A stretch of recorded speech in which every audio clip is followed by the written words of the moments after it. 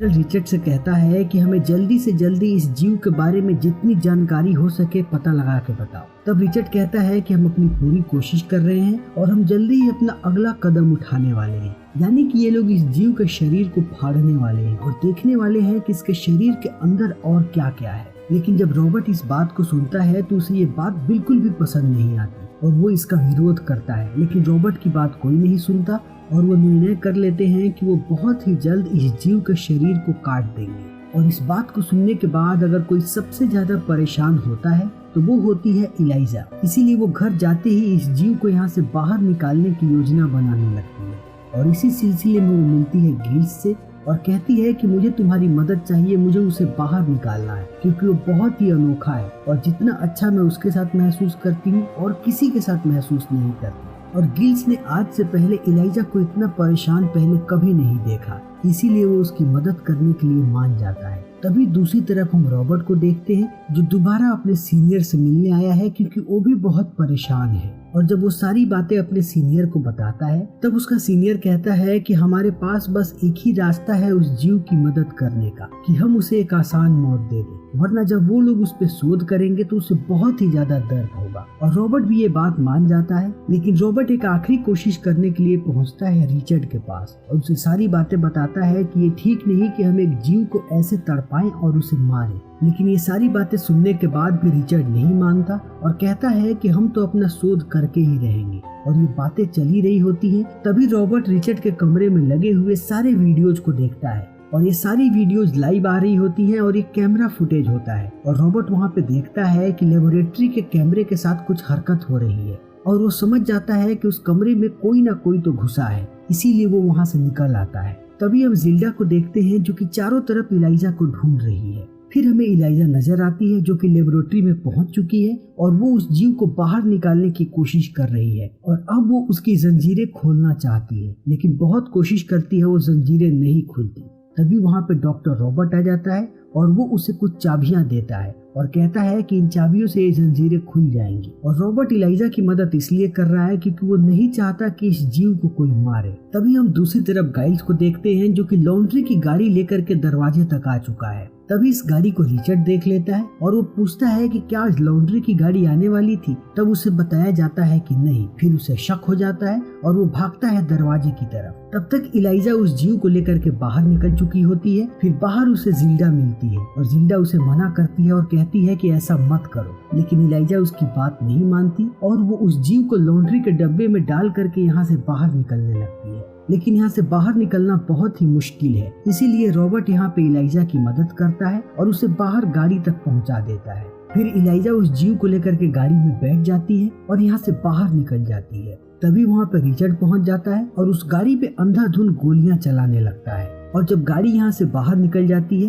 तब रिचर्ड भागता हुआ पहुँचता है लेबोरेटरी के अंदर और वो देखता है कि वो जीव वहाँ से गायब है। फिर वो गुस्से से आग बबूला होने लगता है। तभी उसे जनरल का कॉल आता है। फिर जनरल रिचर्ड को बहुत ही खरा खोटा सुनाते हैं और कहते हैं कि अगर जल्दी से जल्दी तुमने उस जीव को नहीं ढूंढा तो तुम्हारे खिलाफ कार्यवाही की जाएगी और उसके साथ साथ तुम्हें नौकरी से भी निकाल दिया जाएगा। और ये सब सुनने के बाद रिचर्ड और भी परेशान होने लगता है। तभी दूसरी तरफ हम इलाइजा को देखते हैं जिसे अभी अभी एक नहर के बारे में पता चला है और इस नहर का पानी जो है अक्टूबर नवंबर के महीने में महासागर में छोड़ा जाता है। और इस चीज को देखने के बाद इलाइजा समझ जाती है कि उसे बस थोड़े दिन और उस जीव को अपने घर पे रखना है, फिर वो उस जीव को इस नहर में छोड़ सकती है। उसके बाद ये जीव महासागर तक पहुंच जाएगा जहां उसे कोई भी चोट नहीं पहुंचा पाएगा। फिर अगले दिन जैसे ही जेल्डा और इलाइजा काम के लिए पहुंचते हैं उन्हें पता चलता है कि सारे काम करने वाले लोगों से पूछताछ किया जा रहा है। और जब ये लोग रिचर्ड के कमरे में जाते हैं तो रिचर्ड इनसे भी पूछताछ करता है,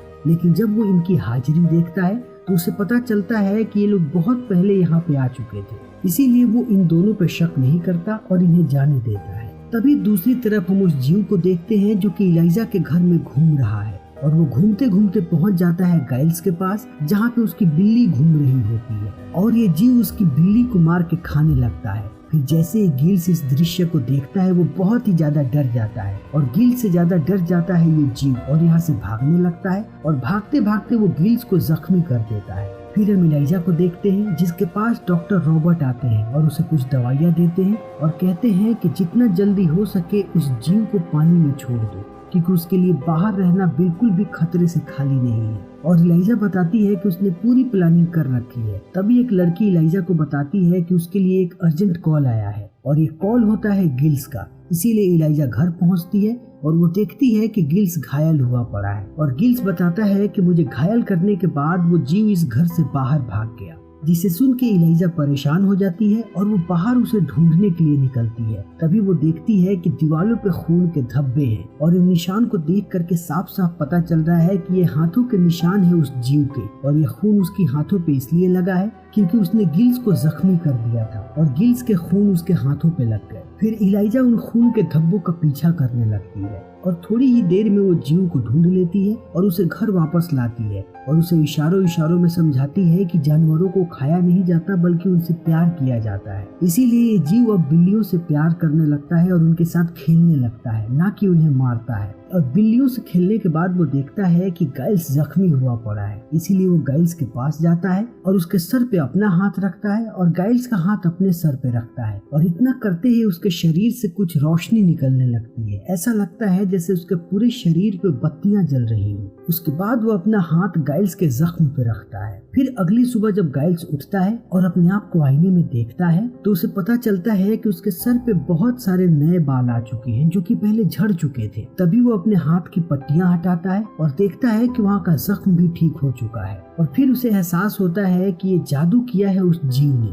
और दूसरी तरफ हम इलाइजा को देखते हैं जो कि अपना ज्यादातर समय उस जीव के साथ बिताती है और धीरे धीरे वो उसके करीब आ गई है और वक्त के साथ साथ वो दोनों इतने करीब आ जाते हैं कि दोनों इंटीमेट होने लगते हैं। और इंटीमेट होते वक्त इलाइजा पूरे वॉशरूम में पानी चला देती है और वॉशरूम को भर देती है और उसके अंदर दोनों इंटीमेट हो रहे होते हैं, लेकिन पानी इतनी ज्यादा होती है कि पानी नीचे गिरने लगता है। और जब बहुत सारा पानी नीचे गिरने लगता है तब नीचे से कंप्लेन आता है गाइल्स के पास और गाइल्स जैसे ही कमरे में पहुंचता है और वॉशरूम का दरवाजा खोलता है तब वो इलाइजा और उस जीव को एक साथ देखता है और वो दरवाजा बंद कर देता है क्योंकि वो दो प्रेमियों के बीच में बाधा नहीं बनना चाहता। फिर समय ऐसे ही बीतते जाता है और इस जीव की हालत दिन प्रतिदिन बहुत खराब होने लगती है क्योंकि ये जीव पानी से दूर ज्यादा दिन नहीं रह सकता। तभी हमारे सामने लेबोरेटरी का दृश्य आता है और यहाँ पे हम देखते हैं कि जनरल खुद आए हैं रिचर्ड से मिलने के लिए और वो रिचर्ड को कहते हैं कि तुम्हारे पास बस 36 घंटे हैं और अगर इस 36 घंटे के अंदर तुमने इस जीव को नहीं ढूंढा तो इसका परिणाम भुगतने के लिए तैयार रहना। और रिचर्ड इस बात से बहुत ही ज्यादा गुस्सा हो जाता है और डॉक्टर रॉबर्ट का पीछा करने लगता है क्योंकि उसे लगता है कि रॉबर्ट ने ही उस जीव को चुराया है। फिर थोड़े वक्त तक उसका पीछा करने के बाद उसे पता लग जाता है कि इसके संपर्क रशियन लोगों से हैं। फिर जब रॉबर्ट एक दिन रशियन लोगों से मिल रहा होता है तब हमें पता चलता है कि सारे रशियन चाहते थे कि रॉबर्ट उस जीव को मार दे,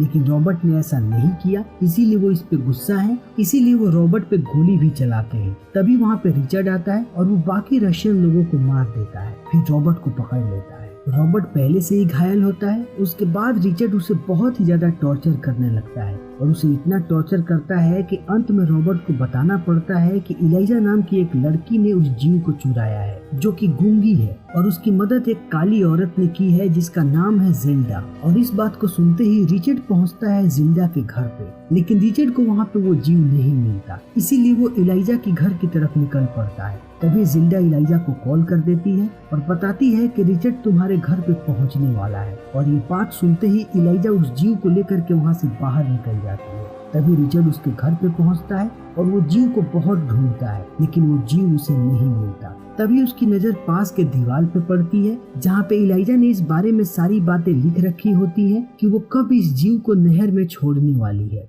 और इस चीज को देखते ही रिचर्ड समझ जाता है कि आखिर इलाइजा उसे कहाँ मिलेगी। फिर वो नहर की तरफ निकल पड़ता है। तभी हम इलाइजा को देखते हैं जो कि इस जीव को लेकर के नहर तक पहुंच चुकी है और वो उसे नहर में छोड़ने ही वाली होती है। तभी वहाँ पे रिचर्ड आ जाता है और वो इलाइजा और उस जीव को गोली मार देता है और दोनों नीचे गिर जाते हैं घायल होकर के। तभी गाइल्स रिचर्ड पे हमला कर देता है और उसके बाद पहुंचता है वो इलाइजा और उस जीव के पास और हम देखते हैं कि उस जीव के शरीर से फिर से रोशनी निकल रही है और धीरे धीरे वो दोनों गोलियां बाहर आ जाती हैं जो गोलियां उसे लगी हुई होती है और ये जीव एक बार फिर से उठ खड़ा होता है और रिचर्ड के पास आता है और उसका गला काट देता है और रिचर्ड वहीं पे मर जाता है। तभी हम यहाँ पे बहुत सारे पुलिस वालों को देखते हैं जिन्हें जिल्डा लेकर के आई है। फिर वो जीव इलाइजा को अपनी गोद में उठाता है और पानी के अंदर लेके कूद जाता है और पानी के अंदर ले जाने के बाद वो अपनी शक्तियों से इलाइजा को जिंदा कर देता है। तभी हम देखते हैं कि इलाइजा के गर्दन पे जो जख्म बने थे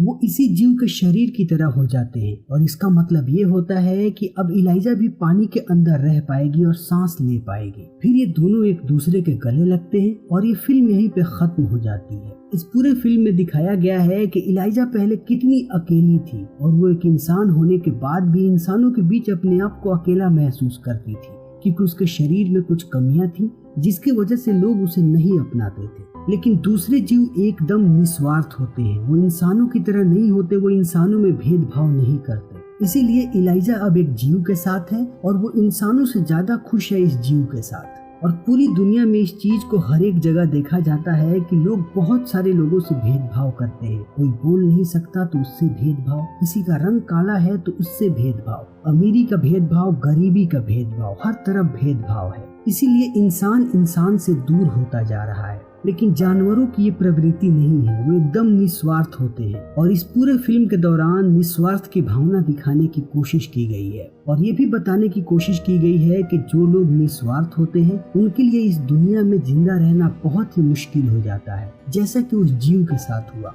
उसे बार बार टॉर्चर किया जा रहा था, वैसा ही होता है सीधे साधे लोगों के साथ और उन्हें तब तक परेशान किया जाता है जब तक वो पलटवार नहीं करते, जैसा कि इस जीव ने अंत में किया। उसने रिचर्ड को मार दिया और सीधे साधे लोगों को भी तब तक परेशान किया जाता है जब तक वो हिंसक नहीं हो जाते। और एक बार वो सीधा साधा आदमी हिंसा पे उतर आए, उसके बाद उसे कोई भी परेशान नहीं करता, लेकिन उसके बाद वो आदमी सीधा साधा और निस्वार्थ भी नहीं रह जाता। और रिचर्ड को मारने के बाद अगर ये जीव पानी के बाहर रह जाता तब ये भी हिंसक बन जाता, लेकिन ये पानी के अंदर चला गया, इसीलिए ये निस्वार्थ बना रहेगा। तो दोस्तों, हमारी आज की ये वीडियो यहीं पे खत्म होती है। उम्मीद है कि आपको हमारी ये वीडियो पसंद आई होगी। अगर आपको हमारी ये वीडियो पसंद आई हो तो इसे लाइक करें, शेयर करें और चैनल को सब्सक्राइब करें। Thank you.